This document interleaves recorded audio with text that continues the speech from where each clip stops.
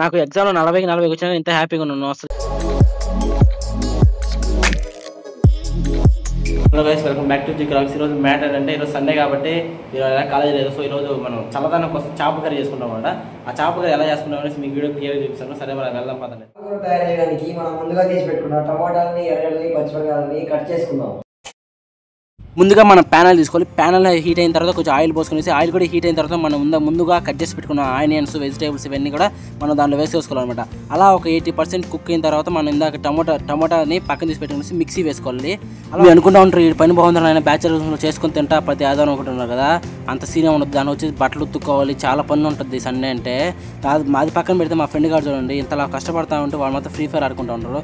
మీకు కూడా ఇలాంటి ఫ్రెండ్ ఉంటే కామెంట్ చేయండి. అయితే మనకి ఆనియన్స్ 80% ఉడికినాయి అనుకుంటే దాని తర్వాత మనకు మిక్సీకి వేసుకున్న టమాటా జ్యూస్ వచ్చేసి దాంట్లో వేసుకోవాలన్నమాట. అలా వేసుకుని ఒక 2 నిమిషాలు బాగా కలుపుకునేసి ఒక 10 మినిట్స్ వరకు వెయిట్ చేయాలి. అలా వెయిట్ చేసిన తర్వాత మనకి ఇంకా బాగా ఉడికినాయి అనుకుంటే మసాలాలు వేసుకోవాలన్నమాట. ఏమేమి మసాలా అంటే ఫిష్ మసాలా, గరం మసాలా, అలానే కారం, ఉప్పు, పసుపు అన్నీ వేసుకోవాలి. మళ్ళీ చెప్పినట్టుగా దాన్ని అన్ని దోసేసుకున్నారంటే మళ్ళీ మీరు బాతుల్లో అన్ని దోసేయాల్సి వస్తుంది. సో కొంచెం లైట్గా వేసేసుకోండి. మసాలా అన్నీ వేసుకున్న తర్వాత దానికి బాగా కూరకు పట్టే లోపల కొంచెం బాగా 2-3 సార్లు బాగా కలబెట్టుకోవాలన్నమాట. కలబెట్టడం ద్వారా కొంచెం బాగా దానికి ఏమైనా బాగా పట్టద్ది మసాలా అనేసి. తర్వాత 10 నిమిషాల వరకు మూత పెట్టేసి వెయిట్ చేయాలి. తర్వాత మీరు పక్కన తీసి పెట్టుకున్న చింతపండు రసాన్ని దాంట్లో వేసేసుకొని బాగా 2-3 సార్లు బాగా కలబెట్టుకోవాలన్నమాట. అలా కలబెట్టుకున్న తర్వాత 10 నిమిషాలు వెయిట్ చేసిన తర్వాత ఇంకా అంతలో రైస్ కూడా పెట్టేసి ఒక పని అయిపోద్ది అనేసి.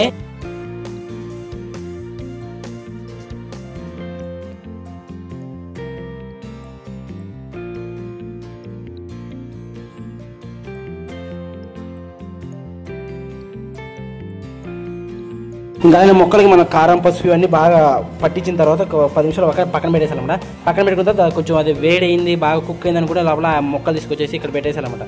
లాస్ట్ ఫైనల్ టచ్ వచ్చేసి మనం మిరకాయలు వేసుకొని బాగా కలబెట్టుకుంటే ఆ మిరకాయలకి పులుసు అంతా బాగా పట్టేలాగా బాగా కల తిప్పుకోవాలన్నమాట. కల తిప్పుకున్న తర్వాత ఇంకా మనకి ఈ ఫిష్ కర్రీ అనేది సమాప్తం అయిపోయింది. ఇంకా తినడం లేట్, ఇంకా వెళ్దాం పదంతే, ఇంక ఫ్రెష్ అయ్యి వచ్చి తినేద్దాం.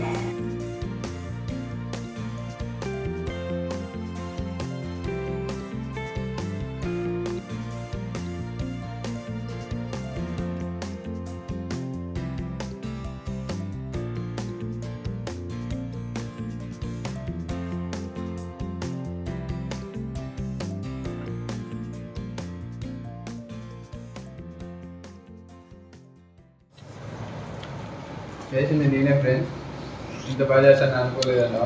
ఫ్రెండ్స్ చాలా బాగుంది. మీరు కూడా ట్రై చేసి ఎలా వచ్చిందో కామెంట్ చేయండి.